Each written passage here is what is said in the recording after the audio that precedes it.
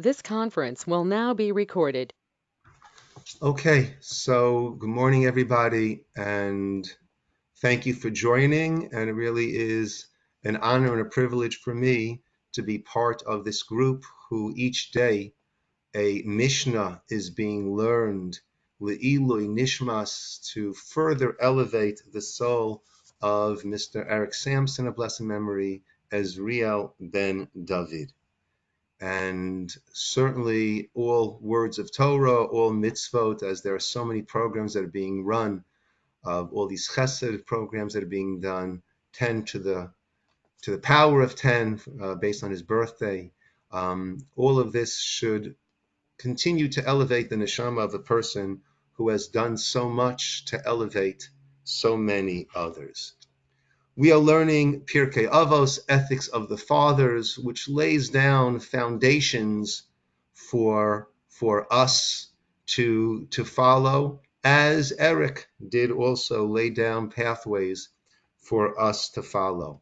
And the way Pirkei Avot is structured is that we have each of these pairs of chachamim, of subsequent generations, learning from their rabbeim, from their mentors, and passing it on then to the next generation.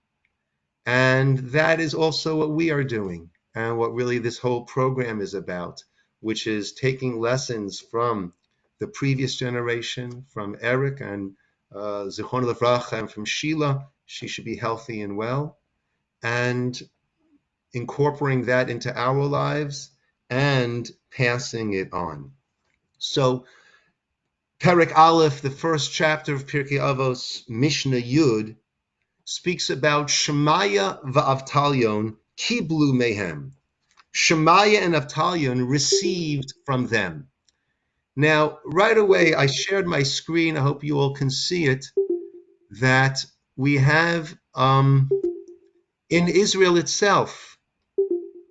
This is not like off the planet. In Israel, we have the graves of Shemaya and of Avtalyon.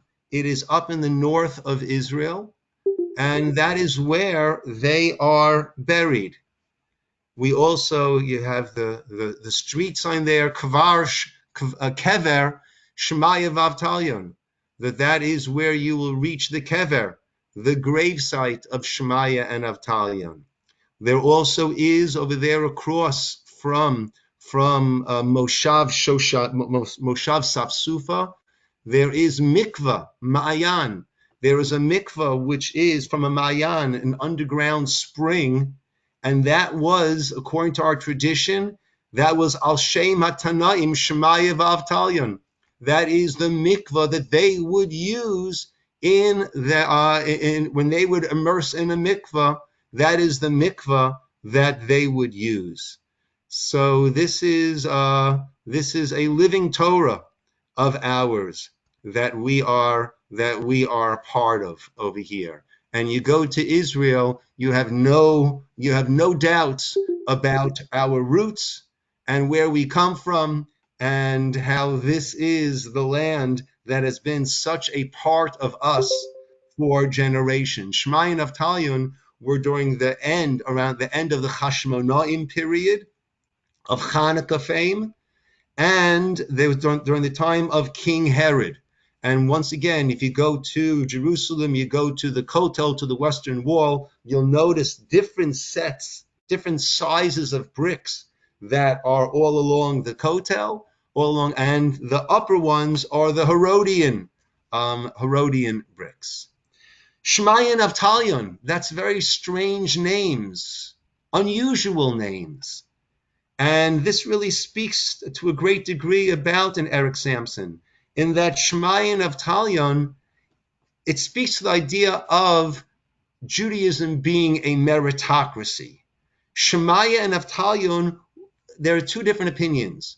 Everyone agrees that they are descendants of converts. And there are those that say that they themselves were converts, which really is astounding when we think about it. If we were to think of who is the most famous Talmudic Jew, then based on our college campuses today, we would probably say it's Hillel. Hillel is a person who's the most quoted, probably the most famous Talmudic rabbi that we have. And the Gemara, the Talmud in Yuma, tells this famous story of Rabbi about Hillel. Hillel was an impoverished person, and he used to work every day. Umishtake Petropik, he would earn a certain small coin from his hard work. And what would he do with that pittance that he had earned? Half of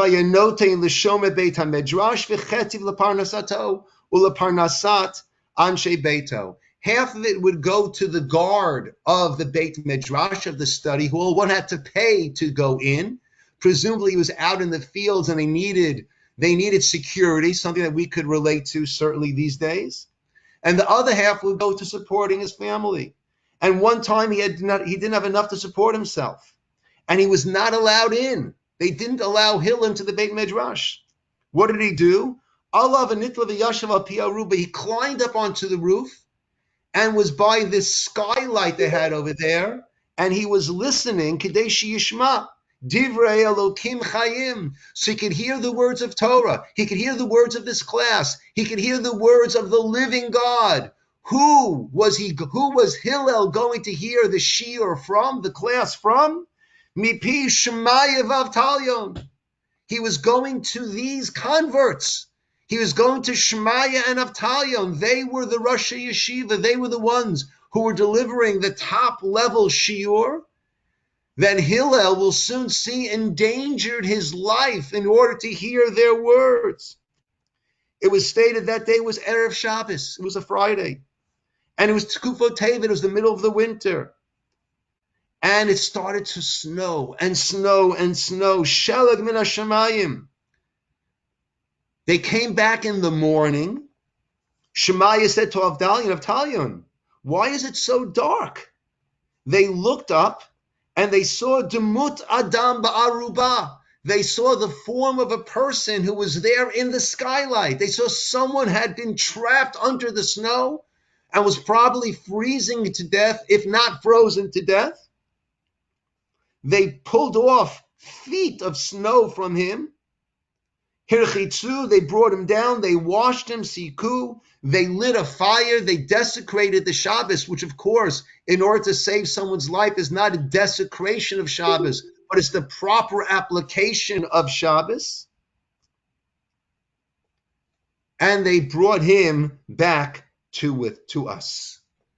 And the Gemara says that if anyone says, I'm too poor to study Torah, they say, yeah, how about Hillel?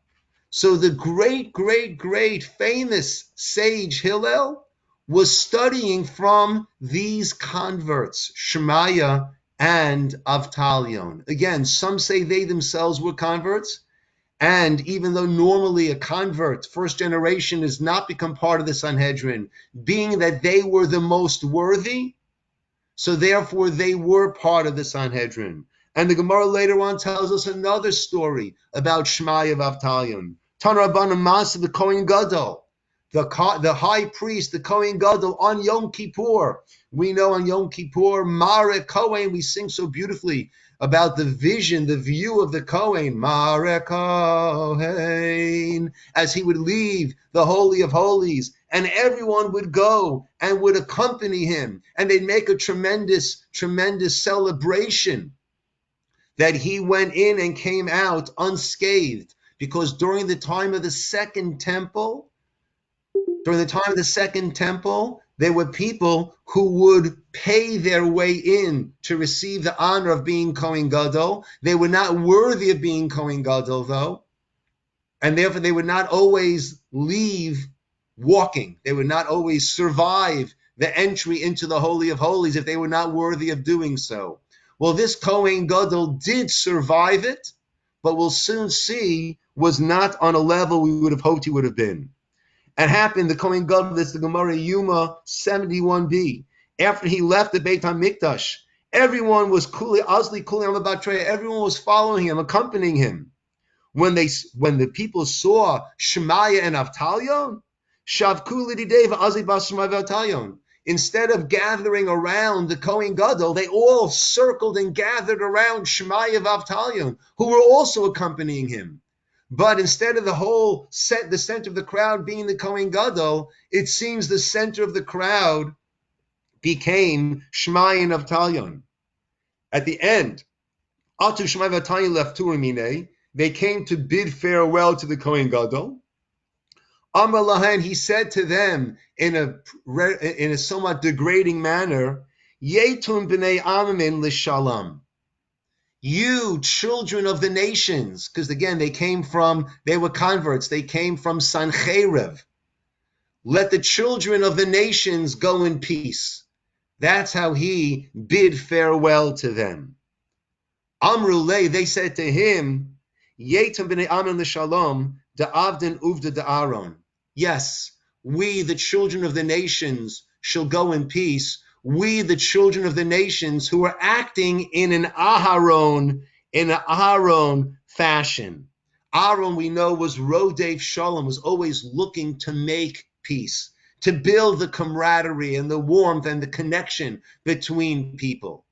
So yes, we, the children of the nations, will go in peace. We who are acting like Aharon, like your predecessor, Aaron.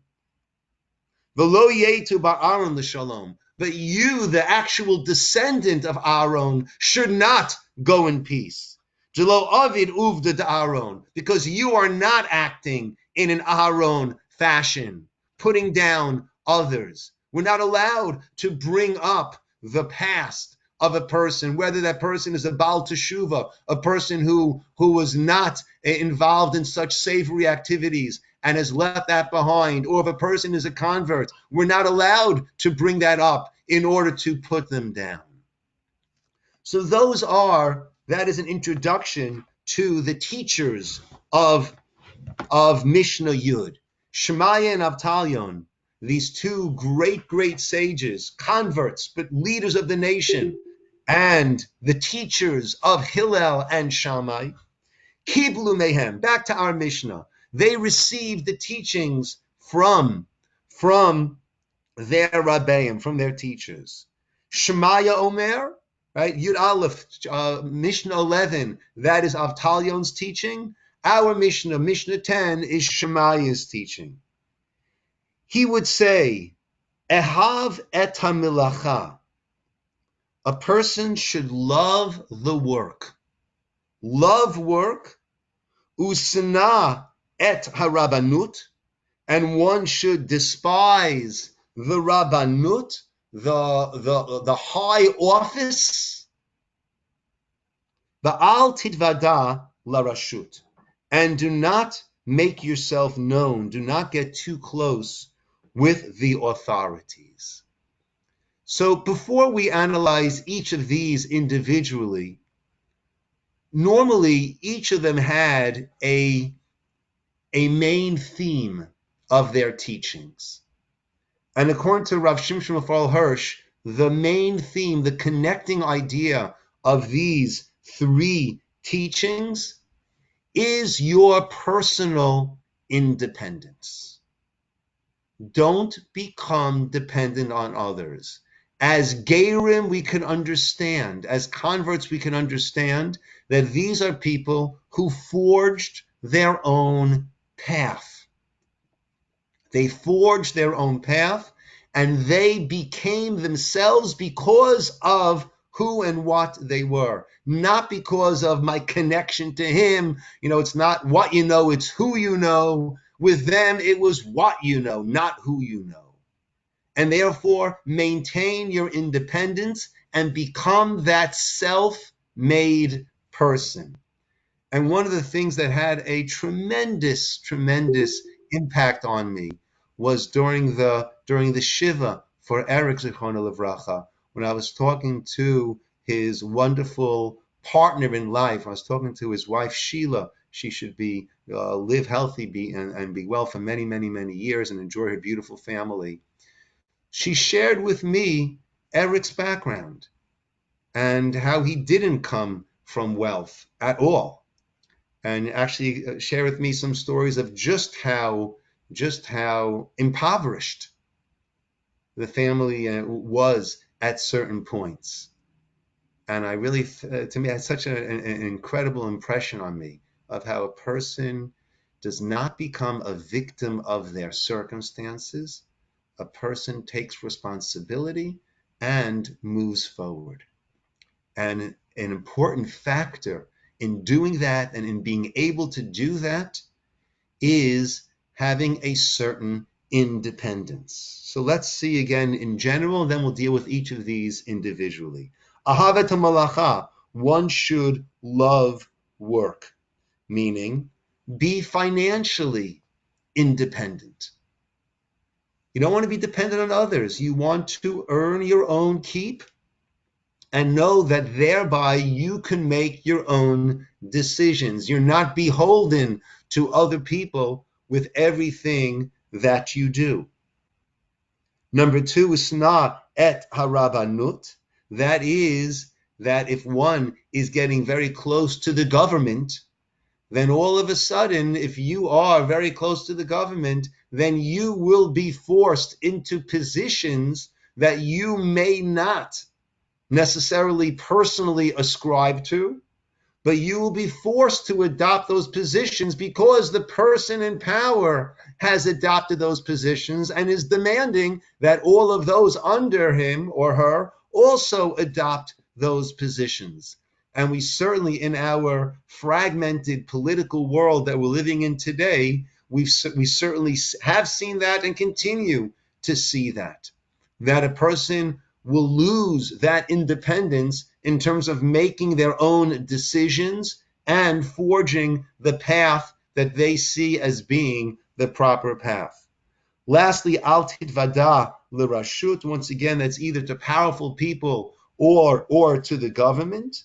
Once again, if you're going to be too chummy with those in power and feel the need to stay close with them, then you're going to be sacrificing your own independence, your own ability to forge your own path. And the way to greatness is when a person, as we mentioned before, in this meritocracy, when this person is able to choose their ways and to act accordingly in a proper, upright manner. I will just add that certainly we saw how Eric was close with whether it was Netanyahu or whether it was, saw pictures of him with Nelson Mandela and other African leaders. And he was a person that through his strength and generosity, so he was close with many of these world leaders, but at the same time, that did not compromise who he was and what he was all about. And what he was all about was about using the gifts that he had been given, the means that he had, to help so many others. Let's look at each of these individually. Ahavat hamalacha, a person should love work, meaning besides earning one's parnasa, earning one's honest livelihood, a person should love doing the work. We should love to be productive. We should love the fact that we are gainfully involved. The Gemara speaks about if one does not have anything to do, he comes to shi'amum. A person could start to go mad. We need to keep ourselves busy, occupied, and there is no indignity in any type of work if a person is earning a good, honest wage. The Gemara says, "Pishot nevilasa b'shuk va'al tistarech lebriot." A person should even take the job which was skinning the carcasses that one finds in the street, out in the marketplace, but don't need funds, don't need gifts from other people. I recently was reading a whole article, it's kind of humorous article, about a person whose job was cleaning out the porta potties at the sports stadiums. that once the games would start, they had to rush in there and start to clean out those porta potties in time for halftime, whatever it would be. And the person spoke about how some people say, "Oh, that's a job that you do," but he was very proud. He said, "Look, I'm supporting my wife, supporting my children.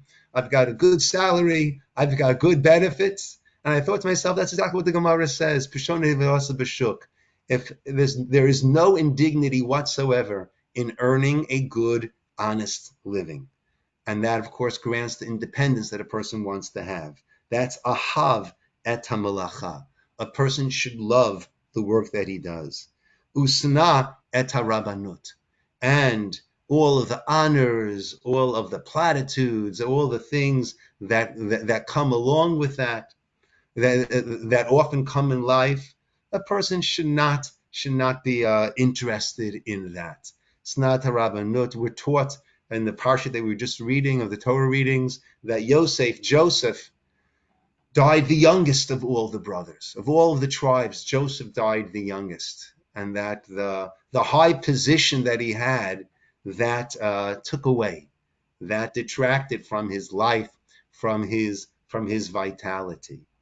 There are some that explain these two together, which is that until now we've been addressing ourselves to judges, and therefore, or to rabbis, or to anyone. Ahavat hamalacha, love the work that you're doing, but don't get involved. A rabbi, love the teaching, love the mentoring, love the helping of others that you do. Usnat rabbanut, but sometimes the honors and the pomp and the circumstance that comes along with that one should sana. One should want to stay away from that. One should despise that.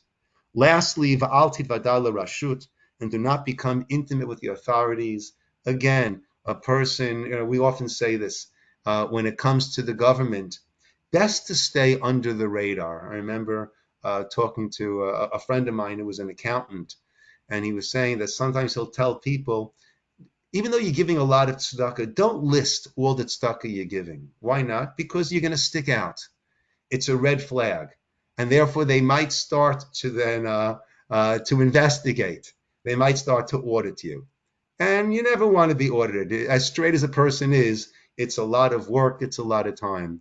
And therefore, a person should try to stay under the radar. Stay under the radar.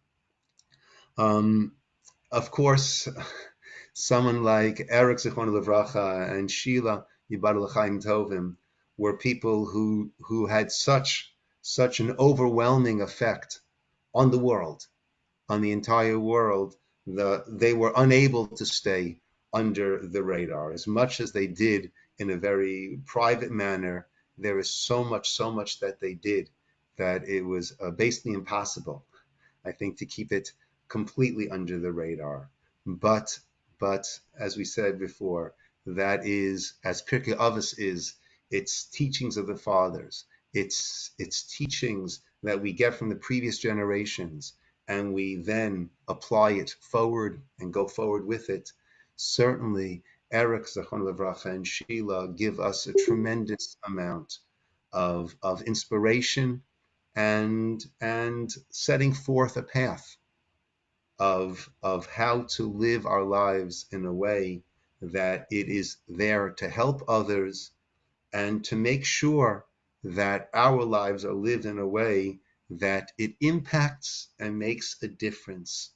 Everybody wants to make a difference, and to make sure that we are doing the things in our life that will make a difference for others around us, and that then is collectively going forward.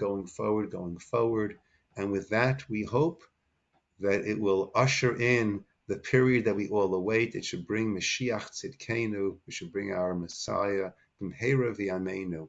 May it be speedily in our days.